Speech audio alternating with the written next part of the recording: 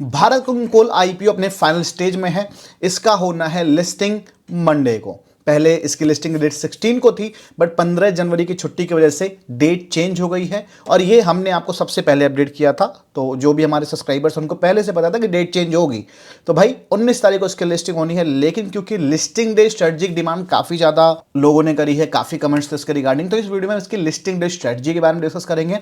Listing कहां हो सकती है, कितना एक्सपेक्टेड लिस्टिंग पॉजिटिव साइड मिल सकता है, क्योंकि ग्रे मार्केट में इसने जो रिसेंट अभी स्टेबिलिटी दिखाई थी उसके बाद से हाई बनाया है, एक पंप देखने को मिला है और काफी अच्छी जीएमपी निकलती दिख रही है। साथ में अगर जो हमें आईपीओ मिला है तो हम क्या करें, आईपीओ में रुके या आईपीओ से हम एग्जिट कर जाएं या आईपीओ में शॉर्ट टर्म में रुके या लॉन्ग टर्म में रुके, सब कुछ बताऊंगा इस वीडियो में। और नहीं मिला है अलॉटमेंट या फिर आईपीओ अप्लाई ही नहीं किया था बट अभी मूड है, तो क्या हम इसमें फ्रेश एंट्री ले सकते हैं या नहीं, डिटेल में करेंगे चर्चा इन सभी टॉपिक्स पे। सब कुछ पता चलेगा आपको बीसीसीएल के बारे में, अंत तक बने रहना ताकि सारी जानकारी सही तरीके से समझ आ सके। डिटेल्स अपनी स्टार्ट करूं उसके पहले आप सभी को बता दूं कि हम एक सेबी स्टैंडर्डाइजर नहीं है। जो भी डिटेल्स यहां साझा की जाएगी इस वीडियो में वो एजुकेशनल इंफॉर्मेशनल पर्पस के लिए होगी, वो हमारा पर्सनल व्यू रिफ्लेक्ट करता है, हमारी तरफ से कोई रिकमेंडेशन नहीं है। कोई भी डिसीजन बनाने से पहले अपनी ओन रिसर्च कर लें, पॉसिबल तो अपने फाइनेंशियल से सलाह लेके ही कोई भी प्लान करें। वापस आते हैं, डिटेल स्टार्ट करते हैं भारत कोल आईपीओ की। कुछ चीजें यहां पे बताऊंगा मैं, क्योंकि डिटेल रिव्यू की वीडियो में आपको लगभग सारी चीजें हमने पहले ही बता दी थी, ताकि आईपीओ में जाना है नहीं जाना है ये डिसीजन आपका आसान हो। तो यहां पे बहुत ज्यादा डीप में नहीं जाएंगे, बट कुछ इंपॉर्टेंट पार्ट देखेंगे जो जरूरी है लिस्टिंग को समझने के लिए। तो आईपीओ का जो प्राइस बैंड है वो 23 रुपीस का रखा गया था, वो भी स्टैंडर्ड फेस वैल्यू पे, और साथ में जो साइज है वो 1071.1 करोड़ का रखा गया था। तो ये कुछ इंपॉर्टेंट डेटा था जो हमें ध्यान देना था। अब सीधे सीधे हम इसकी इंपॉर्टेंट चीजों को देख लेते हैं। तो यहां पे बता दूं कि इस आईपीओ के लिए अगर जब लॉन्ग टर्म का प्लान बना रहे हो तो आपको कुछ चीजें सोचनी है। पॉजिटिव, एक ये गवर्नमेंट कंपनी है, स्टेबल है, कहीं जाने वाली नहीं है। कोल इंडिया की सब्सिडरी और कोल इंडिया काफ़ी सालों से बिजनेस कर रही है और कोल इंडिया की वजह से इनका बिजनेस भी सेफ और सस्टेन करने वाला है। उसके साथ ही ये कंपनी बीसीसीएल के पॉजिटिव में एक मेजर पॉजिटिव ये है कि 58% का ये कोकिंग कोल प्रोड्यूस करते हैं, जो कि स्टील सेक्टर के लिए काफी इंपॉर्टेंट रोल प्ले करता है। यहीं पे इसी पॉइंट से इसका नेगेटिव निकल के आता है कि अगर जो स्टील सेक्टर में डिमांड कम होती है तो ऐसी कंडीशन में यहां भी इंपैक्ट आने वाला है, यानी बीसीसीएल पे भी इंपैक्ट आने वाला है, क्योंकि 58% जो ये कोल सप्लाई करती हैं उसमें से कुछ कम हो सकता है। साथ में ही इनकी जो माइंस हैं वो ज्यादा से ज्यादा अंडरग्राउंड्स हैं। अंडरग्राउंड होने की वजह से खर्चे ज़्यादा बढ़ जाते हैं, इसलिए मार्जिन कम निकलता है। उसके साथ ही बहुत ज़्यादा एक्सीडेंट के चांसेस भी होते हैं। जैसे भी आपने न्यूज़ सुना होगा, मैंने वीडियो भी की थी इस पे, कि एक कोल वेस्ट बंगाल में कोलैप्स कर गया था। तो वहां पे ऐसा हुआ कि उन्होंने बोल दिया भाई वो कोल माइन हमारा है ही नहीं, वो इलीगल था। तो वो तो चलो एक अलग बात थी, छोटी थी, लेकिन कहीं बड़े ऐसे हादसे हो जाते हैं अचानक से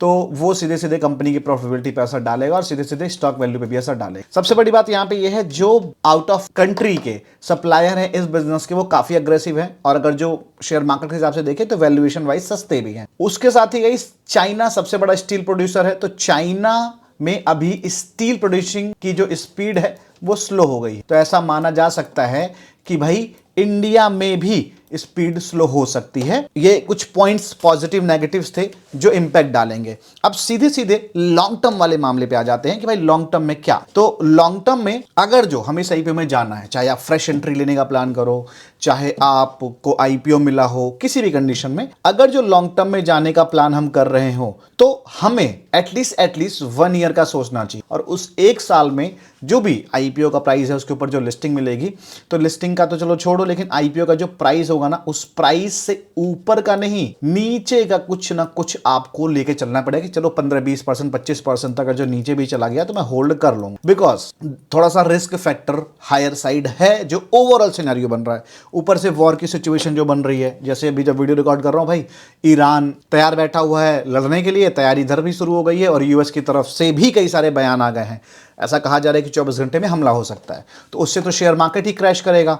तो पूरा मार्केट क्रैश करेगा और सबसे ज्यादा इंपैक्ट उन्हीं आईपीओस पे होगा जो न्यूली लिस्टेड होंगे। खासकर इसके लिस्टिंग तो अभी हुई नहीं है, तो लिस्टिंग पे भी असर पड़ेगा, और लिस्टिंग के बाद अगर ये चीजें होती हैं तो और ज्यादा असर पड़ने वाला है। ऐसी किसी न्यूज का ग्लोबल जो टेंशन चल रहा है, अकेले यूएस पूरा मतलब दुनिया का टेंशन उठाए हुए चल रहा है, तो उनका क्या ही कर सकते हैं। तो ये सारी दिक्कतें रह सकती हैं लॉन्ग टर्म में। अब लॉन्ग टर्म वाला मामला तो हम समझ गए, सभी के लिए कॉमन। लिस्टिंग में क्या करें, तो लिस्टिंग में देखो कई सारे लोग कंफ्यूज हैं कि भाई हमें तो अलॉटमेंट मिला ही नहीं है, अलॉटमेंट गलत तरीके से हुआ है। तो हमने इसके ऊपर एक वीडियो भी की हुई है, आपको दिखा देता हूं, टेलीग्राम पे ही डाला हुआ है, देख सकते हो।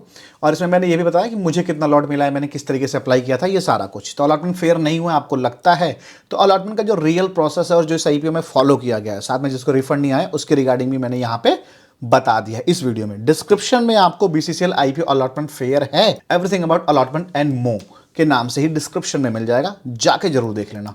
और डिस्क्रिप्शन कमेंट सेक्शन में आपको इस टेलीग्राम चैनल का लिंक भी मिल जाएगा, इसको भी ज्वाइन कर लेना। यहाँ पे आपको ग्रे मार्केट प्रीमियम के साथ साथ सारी इंपॉर्टेंट अपडेट मिलती है। जैसे ग्रे मार्केट प्रीमियम का देख लो, यहाँ पे अपडेट है, इसी टाइम बता देता हूँ। फिर लिस्टिंग वाली बात हम करेंगे, स्ट्रेटजी और लिस्टिंग की सारी चीजें। तो BCCL IPO का GMP भी देख लो, 14 से 14.5 रुपए निकल रही है, जो एक्चुअल डिमांड है। करीब 63% अप्रॉक्स इसके हिसाब से लिस्टिंग होता है। और कहेंगे कुछ सेंटर्स पे रूमर GMP कह सकते हो 15 और 15 प्लस की भी डिमांड है, 15 रुपए 10 पैसे, 15 रुपए 20 पैसे। अगर जो इसके हिसाब से देखें करीब 65-66% की लिस्टिंग जाएगी। तो भाई अभी तो डिमांड 14.5 तक की है। और रिसेंट जो हाई था इसका, रिसेंट हाई, एक्चुअल हाई तो मेरे ख्याल से 17 रुपए था, उसको नहीं, रिसेंट हाई 14 रुपए मैक्सिमम था जो पुश आया है लास्ट क्लोजिंग वाले दिन, उसको इसने ब्रेक कर दिया है। और मान लो अगर जो ऐसा ही चलता रहा और ये 15 वाली डिमांड खोल के हर सेंटर पे निकली, तो ये अपना ऑल टाइम हाई भी तोड़ सकता है GMP में। ठीक है, तो वापस आते हैं टॉपिक पे और समझते हैं कि लिस्टिंग में हमारी स्ट्रेटजी क्या होनी चाहिए। तो भाई जिनको IPO का अलॉटमेंट मिला है उनके लिए पहले डिस्कस कर लेते हैं। और उसमें भी दो कैटेगरी, एक तो वो जो भाई सेफ रहना चाहती है, एक वो जो रिस्क ले सकती है। तो जो लोग सेफ रहना चाहते हैं पहले उनके लिए बता दूं, एक्सपेक्टेड लिस्टिंग जो है, अगर जो ईरान और US ने वॉर स्टार्ट कर दिया तो अलग बात है, नहीं तो फिर मामला करीब 40-50% तक तो है ही है, और ये 60 तक भी जा सकता है। मार्केट अगर जो अच्छा रहता है, कुछ ऐसे नेगेटिव न्यूज़ नहीं आती है, जब लिस्टिंग होगी मंडे को, फ्राइडे को क्लोजिंग इंपॉर्टेंट रोल प्ले करेगी। उसके बाद फिर भाई बीच में वीकेंड में कुछ मामला ना हो, और US का मार्केट जो क्लोज होगा वो इंपॉर्टेंट रोल प्ले करेगी। फिर मंडे को मार्केट कैसा ओपन होता है उसके ऊपर डिपेंड करेगी लिस्टिंग। बट अभी जो एक्सपेक्टेड है वो ये कि 40 से 50% is in normal condition. Market बहुत अच्छा रहता है तो 60-65 भी जा सकता है। और जब मार्केट खराब होता है, वॉर हो जाती है, उस कंडीशन में, खराब का मतलब वॉर और हो जाती है, बहुत ज्यादा टेंशन हो जाती है, मान लो टैरिफ का न्यूज आ गया, तो उस कंडीशन में लिस्टिंग 20 से 30% की भी रह सकती है। इससे नीचे की उम्मीद मैं फिलहाल नहीं कर रहा। अब बता दूं कि मैं एग्जैक्ट लिस्टिंग प्रेडिक्शन करता हूं, ग्रे मार्केट के भरोसे नहीं। आप जाके हमारी पुरानी वीडियो देख लो, और पिछले काफी टाइम से हम कर रहे हैं और मोस्टली टाइम एक्यूरेट भी निकलती है। तो वो प्रेडिक्शन मैं आपको संडे की इवनिंग में दूंगा, यानी 18 तारीख को, कि एक्चुअल में लिस्टिंग कहां हो सकती है, सारी चीजें देखने के बाद। ठीक है, अभी फिलहाल लिस्टिंग की प्रेडिक्शन नहीं बता रहा हूं एग्जैक्ट, मैं आपको अपना जस्ट एक पॉइंट बताया क्योंकि 2-3 दिन पहले वीडियो बना रहा हूं। अब लिस्टिंग की स्ट्रेटेजी देख लेते हैं सेफ लो के लिए, हम इसी बारे में बात कर रहे थे। तो देखो भाई, मान लो लिस्टिंग 50% प्लस की हो रही है, कहीं भी हो जाए, 50, 55, 60, 65, कहीं भी 50% प्लस की हो रही है, तो उस कंडीशन में तो सीधे सीधे बुक करना, कहीं कुछ नहीं देखना है, और पूरा का पूरा लॉट एग्जिट करना। ये भी नहीं कि थोड़ा मोड़ा और ज्यादा कम, नहीं, पूरा का पूरा लॉट प्री ओपनिंग सेशन में एग्जिट कर लेना ज्यादा बेहतर होगा, या फिर जैसे लिस्टिंग हो उस टाइम में एग्जिट कर सकते हो। अगर जो मान लो आपको सेफ रहना भी है और है कि भाई चलो थोड़ा रिस्क ले लेते हैं यार, कुछ तो रिस्क लेना बनता है, मान लो मेरा मन है थोड़ा सा लॉन्ग टर्म में जाने का, तो ऐसी कंडीशन में अगर जो लिस्टिंग 50% की होती है, तो मान लो करीब 6900 to 7000 तक का लगभग प्रॉफिट होगा। ऐसी कंडीशन में आपने जो कैपिटल लगाया उसको निकाल लो। ठीक है, सबसे पहले इस पूरी क्वांटिटी को आप छोड़ सकते हो लॉन्ग टर्म में भी, क्योंकि प्रॉफिट है, प्रॉफिट प्राइस ले सकते हो, या फिर इतनी क्वांटिटी से एग्जिट कर जाओ जो आपका कैपिटल पूरा निकाल लो। मान लो 13,800 लगा था एक लॉट में, 14,000 तक का शेयर आपने बेच दिया, या मान लो इसको 15,000 तक का बेच दिया, जो बचा हुआ है उस पर रिस्क ले लिया। रिस्क कैसे लेना है, कैसे उसको बढ़ाने के बारे में सोच सकते हैं, और रिस्क क्या होगा वो भी बता दूंगा। इस तरीके से भी कर सकते हो, और इसको लॉन्ग टर्म में भी जा सकते हो, या फिर आप रिस्क लेके लिस्टिंग के बाद पॉजिटिव हो रहा है तो उसके लिए, नेगेटिव हो रहा है तो उसके लिए तैयार रहना पड़ेगा। अब यहाँ पे वो लोग जो रिस्क ले सकते हैं, सेम यही चीज काम आएगी आपके रिस्क टेकिंग में, जो मैंने सेफ लो के लिए बताया। ठीक है, तो जब रिस्क ले सकते हैं, इन दैट कंडीशन दो टाइप के लोग इसमें होंगे कि भाई मैं रिस्क कम ले सकता हूं, रिस्क ज्यादा ले सकता हूं। तो जो रिस्क कम ले सकते हो तो सेम वही चीज जो बताई है मैंने, कि या तो आप 15,000 तक के शेयर बेच दो और फिर रिस्क लो। ठीक है, या फिर आप रिस्क ले रहे हो तो आप 50-50% का रिस्क ले लो, जो भी आपके पास शेयर है, एक लॉट है तो 300 शेयर से एग्जिट कर जाओ, 300 शेयर को होल्ड कर लो, ठीक है। 300 शेयर को जब आप एग्जिट करोगे तो लगभग आपके पास 10,300 400 आ जाएंगे। अब इसमें कैपिटल कितनी बची आपकी, थोड़ी सी, और प्रॉफिट पूरा। तो उस कंडीशन में आप रिस्क ले सकते हो। रिस्क कैसे, मान लो ये आपने 50%, 60% भी मान लो, 70% भी मान लो एग्जिट किया। एग्जिट करने के बाद आपको मैं लाइव आता हूं, लाइव जब आऊंगा तो आपको नोटिफिकेशन चला जाएगा यूट्यूब पे, और करीब सुबह 9 बजे लाइव आ जाता हूँ, जिस दिन भी लिस्टिंग हो रही होती है। तो लिस्टिंग में आपके सामने बैठ के डिस्कस करता हूँ कि भाई स्टॉप लॉस क्या लगाना है। अभी फिलहाल स्टॉप लॉस तो नहीं बता सकते हैं, फॉर्मली बता दूंगा बट एग्जैक्ट नहीं बता सकते हैं। तो उस लाइव में आपको स्टॉप लॉस बताऊंगा। मान लो एग्जांपल में लिस्टिंग जो हो रही है 33-34 रुपए के पास हो रही है, ठीक है। तो 33-34 पे हमने देखा और फिर हमने डिसाइड कर लिया और सब कुछ वहां पे पता चल जाता है ऑलमोस्ट कि भाई 28 रुपए का एसएल डाल लेते हैं। अब मान लो 34 पे लिस्ट हुआ एग्जांपल में, 28 रुपए का एसएल डाल दिया, क्वांटिटी हमने 50% पहले ही 33-34 पे निकाल दी है। अब अगर ये ऊपर जा रहा है 36, 37, 38 तक जाता है, या जो भी यूसी प्राइस होगा वहां तक जाता है, तो भाई हम बाकी क्वांटिटी बुक कर लेंगे, हमारा प्रॉफिट एक्स्ट्रा हो जाएगा। बट अगर जो हमारा जो गेन है वो एक्स्ट्रा हो जाएगा। लेकिन मान लो अगर जो ये नीचे आ रहा होता है, उस कंडीशन में 28 रुपए का ऐसा होगा और फिर हम इसमें से एग्जिट कर देंगे। तो हमारा यहाँ पे नुकसान क्या हुआ, प्रॉफिट कम हुआ, बस लॉस कुछ नहीं होगा। इस तरीके से रिस्क ले सकते हो।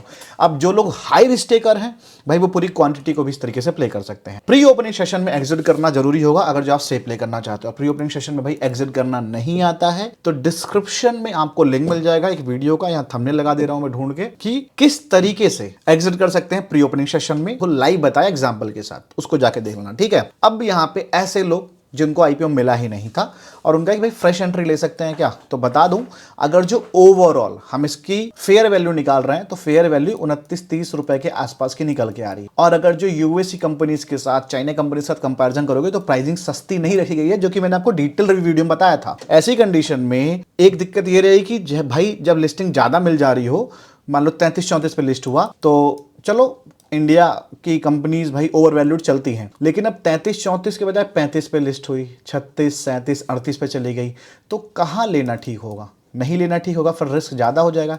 ऐसी कंडीशन में मुझे लगता है अगर जो फेयर प्राइस के पास भी लिया जाए तो भी रिस्क है, लेकिन रिस्क कम रहेगा। अब इसमें जो बहुत अग्रेसिव है, जो बहुत ज़्यादा रिस्क टेकर है, वो नियर 30 मतलब 1 रुपये ऊपर नीचे जा सकता है। बट रिस्क क्या रहेगा, रिस्क सीधे सीधे आईपीओ के प्राइस तक रुकना पड़ेगा, या 1 रुपये नीचे 22 रुपये तक रुकना पड़ेगा, ये रिस्क होगा। आप लॉन्ग टर्म में भी सोच सकते हो, आप शॉर्ट टर्म में भी सोच सकते हो। अगर जो आपको सेफ प्ले करना है तो अगर जो ये 26-27 के आसपास मिल जाए तो ठीक है, नहीं तो फिर इग्नोर। फ्रेश अगर जो आपको लेने का प्लान करना है, आपको आईपीओ नहीं मिला तो।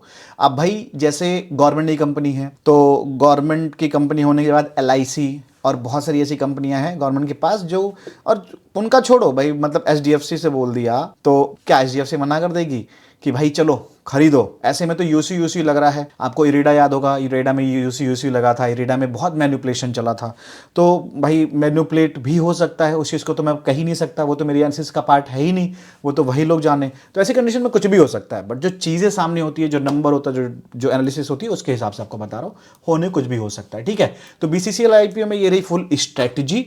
अब आपने अप्लाई किया था, आपको मिला है नहीं मिला है, फ्रेश लेने वाले हो, कमेंट में मेरे साथ साझा कर सकते हो। साथ में आपका क्या व्यू है, आपके हिसाब से लिस्टिंग कहाँ हो सकती है, जरूर बताना। अगर जब आपकी लिस्टिंग पोजीशन सही निकलती है तो आगे जो लाइव हम करेंगे मंडे के दिन सुबह सुबह लिस्टिंग के जस्ट पहले, उसमें आपका नाम हाईलाइट किया जाएगा जस्ट लिस्टिंग के बाद ही। तो मेक श्योर कि लिस्टिंग आपके हिसाब से कहाँ हो सकती है, प्राइस पॉइंट या परसेंटेज में, जरूर बताना। मिलते हैं हम सब अगली video. Bye bye, take care.